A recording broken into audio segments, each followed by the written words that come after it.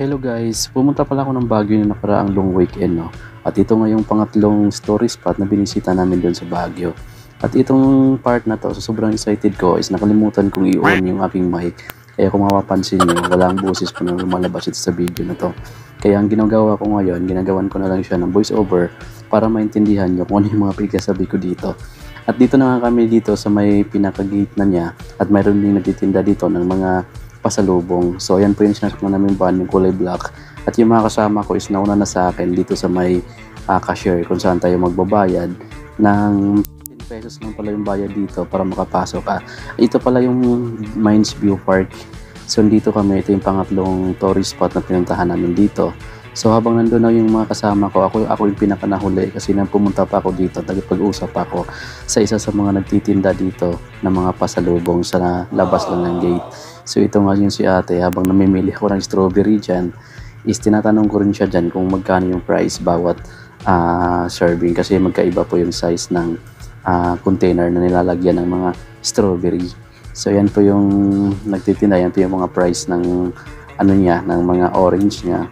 So yan yun si ate. So mula dito mga amigo hanggang sa ano is wala talaga siyang boses dahil nakapatay po yung mic ko dyan. So ayun, may mga tinitinda rin siyang ganyan kung saan marami nga po siyang mga variety ng mga tinitindang mga pasalubong kung gusto nyo bumili. Tapos ang expiry date kasi dito, yung hinawakan ko is nasa 1 year daw, sabi ni ate. So matagal nyo pa siyang pwedeng gamitin kung hindi nyo man agad maubos. So meron din silang naka-impacking tiga 100 din ng mga strawberry. So mas maliliit siya na portion or mas maliliit yung pack niya.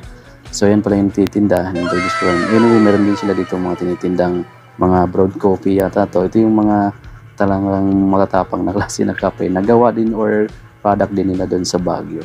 So ito, naglalakad na tayo dito mga amigo. Papunta na tayo kung saan yung entrance. So medyo nalilito pa ako dito kasi nagkawalaan kami, iniwan na ako ng mga kasama ko dahil alam nila na magbibideo pa ako sa part na to. Tapos ayan yung pinaka-entrance, ayan yung arc ng Mines View Park. Yung babae pala dyan na naka-stripe na nagbabayad sa cashier, kasama ko rin. So nahuli rin pala sila dahil nagpipick pa sila dyan sa may bandang gate. So ayan pala yung cashier, tapos pagkatapos mga kabayad is diretso ka na dito. Dito is may dalawang daanan, yung isa is papasok, yung isa naman is palabas sa kaliwang bahagi. So ngayon, dito tayo papasok sa may papakanan para ito yung kasi yung flow ng mga tao is papasok. So yan, una is nagkamali ako doon ako pumasok sa palabas na or pa-exit, which is dapat dito. Tapos sa time na to is naghahanap rin ako dito ng pwedeng masiaran kasi talagang nasi-CR na ako sa part na to mga amigo. So may nakita ako dito sa baba nga CR. Tapos dito pala mga amigo, bago tayo mapunta doon, meron din pala dito mga nagtitinda ng iba't ibang klaseng halaman para dun sa mga plantito natin na naghahanap ng mga halaman. So ayan, sa gilid niya kung makikita nyo. May mga pangalan naman yung bawat halaman na makikita nyo dyan. Kaya kung gusto nyong pumisita ng Baguio at mapunta kayo dito sa Mines View Park, pwede nyong tingnan mga amigo yung mga halaman dyan. Baka sakali may hinahanap kayo at dyan nyo makikita. At doon yung mga price naman yan is hindi ko na lang din sa inyo dahil hindi ko alam hindi ko rin naitanong kung magkano yung price bawat isa. Kasi sobrang excited na ako makarating doon sa dulo, which is nandun yung pinaka view deck ng Mines View Park. So sa part pala na to is maraming tao. Ayan, so sa kabilang side is marami. Pero mamaya mas marami daw doon sa pinaka view deck na. So ayan, naglalakad na ako at naaabutan ko nga dito yung ilan sa mga kasama ko sa tour. So ayan, nagjo-joiners lang pala ako dito mga amigo. So nagbubook lang ako through Facebook dun sa travel agency na nag-o-offer ng package tour papunta dito at napupuntahan nyo na yung iba't ibang tourist spot dito sa Baguio. So ito din yung pinakaunang business ko na sumali sa join or mag-joiners. So masaya rin pala dahil may makakilala kang mga bagong kaibigan, mga bagong tao, iba't ibang klaseng tao habang pumupunta ka or nag-joiners ka dahil syempre yung mga kasama mo is hindi mo makakilala. So dito sa tour na to is unti-unti mo nakikilala yung mga kasabay mo sa tour. So yan pala mga amigo sa part na yan. So medyo siksika na yung mga tao. Nagdadalawang isip na ako kung saan ba talaga pwedeng dumaan. Pero isa lang talaga yung daanan dyan. So dito may konting pasilip tayo dyan sa pinaka-view niya. Pero may nakaharang na mga puno kaya hindi natin masyadong makita kung ano talaga yung pinaka binalik-balikan or pinapuntahan ng mga tao dito. So ayan, kaya nagpa siya na kung tumuloy na lang din na naglalakad dyan. So sabay na lang tayo sa flow ng mga tao kung saan sila papunta. Kasi for sure, isa lang din naman yung patutunguhan ng itong sinusundan kong flow ng mga tao na naglalakad. So dito sa gilid is mayroon din pala silang kabayo dyan na kapag magpapicture ka is 50 pesos din per head. So ayan. So picture lang yan kasi bawal na hindi pwede maglakad-lakad dyan yung kabayo. Picture taking na talaga yung inaalok nila dyan. For only 50 pesos, makapagpa-picture ka na dyan ng 3 hanggang 4 na picture. Depende sa bilis ng nag-picture. Kasi ang dami nila nakapila sa part na yan, guys. So ito palang katabi ko dyan na lalaki, ayan, yung naka-blue na with hoodie jacket is kasama ko rin sa tour. At yung iba is nauuna na, mayroon ding ibang nahuhuli. Kasi dahil doon sa nagpipicture nga sila sa bawat location or sa bawat kanto nitong view, yung Mines View Park. Kasi ang dami talaga dito mga gandang spot na pwede mong picturean. Ito ay may nakita nga ako dito, napakagandang klase ng pine tree, which is binidyohan ko rin. So ito mga amigo, nandito na ako sa may malapit-lapit na ako dito sa may pinaka-view deck. So ayan, paakyat na kami. So itong mga amigo sa part na to is medyo siya, delikado kasi yung gilid is bangin na. Din may pababang portion pala dito, ayan yung pinakita ko sa inyo. So yan, yung pababang portion bago tayo makarating dun sa pinaka-view deck na, kasi pagka lampas mo dito is nandun ka na sa view deck. Pero medyo sa mga pupunta rito, mag-iingat pala kayo dito dahil kung makikita nyo, matarik yung pababa and then yung dadaanan nyo is puro bato, yung iba is matutulis. So itong part na to mga amigo, ito na yung view deck. So ayan nga yung mga hagdan na pwede nyong daanan. Tapos ayan, tanaw ko na dyan. Pero napakaraming tao na sa part na to na maraming nagpipicture taking. Yung iba nanonood lang sa view. Bisis ang ganda naman talaga ng view sa part na to. So ako din, habang hindi pa kami makausad dun sa pinaka gilid, dahil dun mo talaga makikita yung pinaka magandang spot.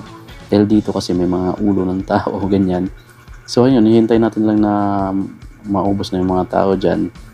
Sila muna yung pakanaw natin kasi sila mas nauna rin sa ating nakarating dyan. So giveaway lang kasi dapat dito. Hindi rin ka rin pwede dito magmamadali dahil posible ka ditong mahulog or malagdag ka dun sa pinaka-view deck. Dahil matarik or malalim po yung bangin dyan.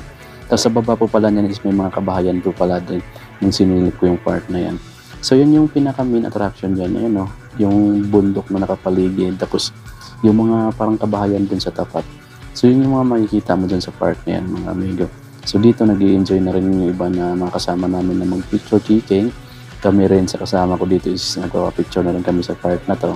Habang hinintay namin na mawala yung ibang tao. Ito yung pinakataas ng Mines View Park. Tapos ayan, maraming tao guys sa baba. Ayan, tapos ito na yung pinaka-view deck. At yan yung pinakamagandang view na makikita mo dyan sa baba. Grabe guys, no? Kita mo yung mga bahay dyan, no? Na nasa taas lang ng mga bundok. Solid guys,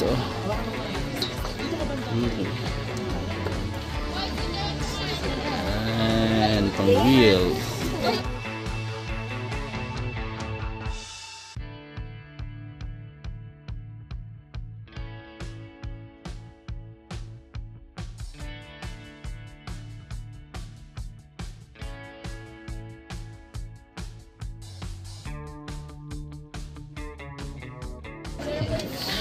After namin doon sa view deck ng Mines View Park, ito guys, ang ganda tingnan ng mga branches ng tapos dito pabalik, dadaan ka ng malaking bato pabalik doon sa taas. Guys, laking puno ng pine trees guys. Ito yung dadaanan mong bato step by step. Kanina pa. Hey.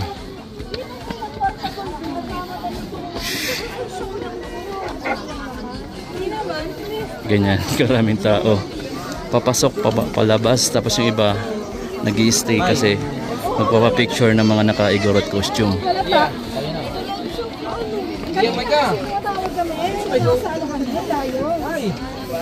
Mayroon din sila ditong horse riding. 50 pesos? Ayun na. Sasakay ka na sa horse. 50 pesos. Hindi nga lang tatakbo kasi wala naman takbuhan dyan, no? Picture lang. 50 pesos.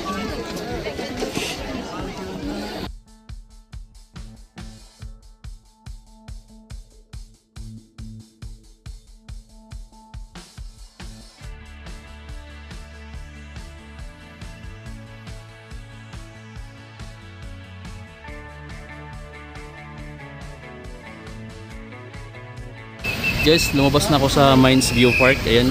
Tapos ito maraming mga souvenir items. Oh. Yung mga gawang Baguio.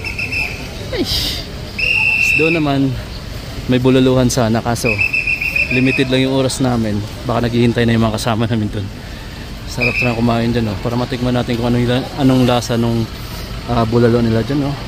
Solid guys. Oh. Ito malapit lang sa Mines View Park. Ito yung entrance sa exit. So ito na siya. So guys, ang dami pa mga souvenir dito, kaso wala naman ako pasalubungan ng ganyan kung bibili ako. So ngayon, balik na tayo sa band, baka maiwan na tayo.